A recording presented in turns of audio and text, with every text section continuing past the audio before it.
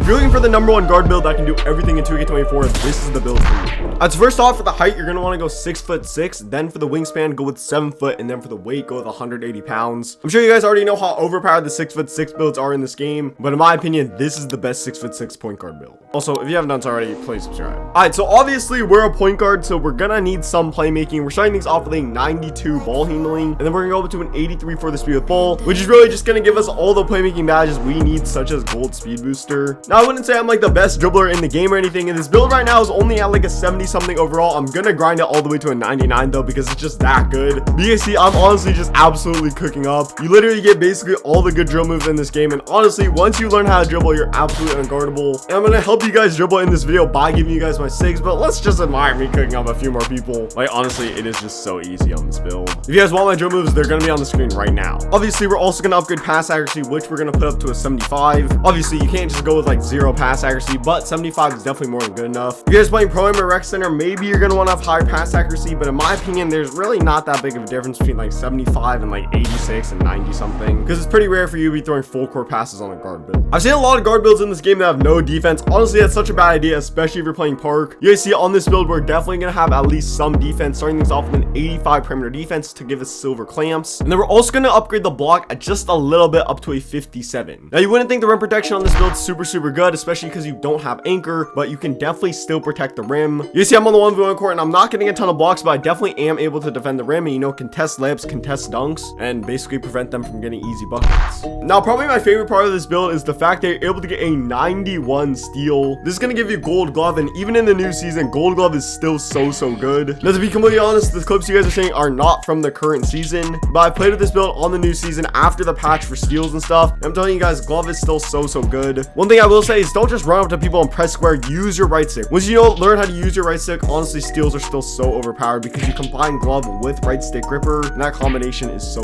good. On this build, obviously, I'm clamping everyone up, and you're also able to get passing lane steals, which is so nice. So even if they nerf on-ball steals to the ground, I still think it's worth going with high steal. Now, after that, obviously, we're gonna need some shooting on this build. You guys see, we're going up to an 86 3-point rating, which is gonna give us silver agent 3s. Let me tell you guys, the shooting on this build is so good.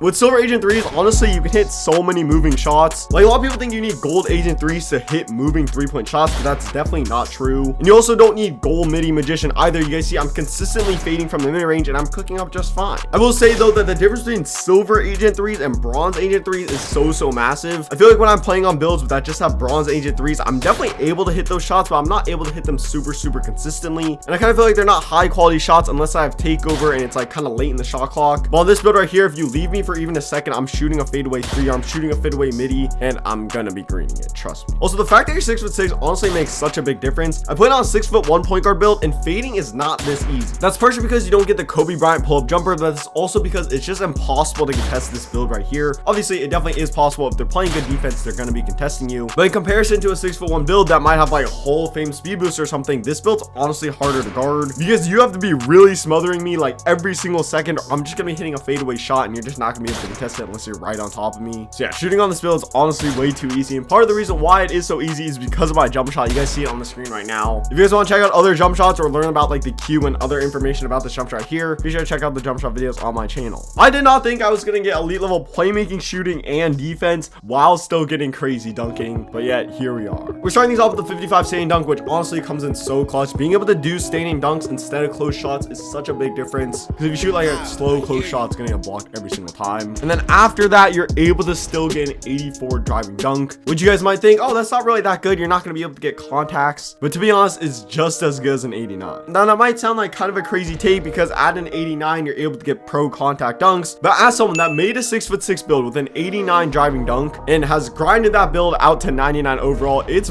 really hard to get contact dunks with those builds. It's not to say that you can't get contact dunks, but you're not really going to be getting contact dunks against good defenders. And most of the time when I did get a contact dunk, it was against someone that wasn't the best defender, and honestly, I was rarely getting those contact dunks consistently, so it was kind of just RNG. And since it is so RNG, I stopped going for contact dunks on that 89 driving dunk build, and then I realized it's kind of just a waste of attributes. But getting this 84 is so important because you get the LeBron James dunk package, which is one of the best dunk packages in this game. It makes your driving so much easier. And it's not just dunks either, you can definitely get crafty with layups too. Now really quickly, let's take a quick look at the physicals. You guys can basically see what it is right now. If you guys didn't run during my acceleration is so low. Basically, acceleration does not matter this year. Last year it mattered so you can speed boost faster, but this year it genuinely just does not matter. You guys saw me, I was speed boosting pretty fast. And also speed's not super important because it mostly helps with the off-ball movement, so for a point guard it's not a huge deal. This is the full build if you guys want to copy it, and you guys see it comes out to be a floor spacing slasher. Please subscribe.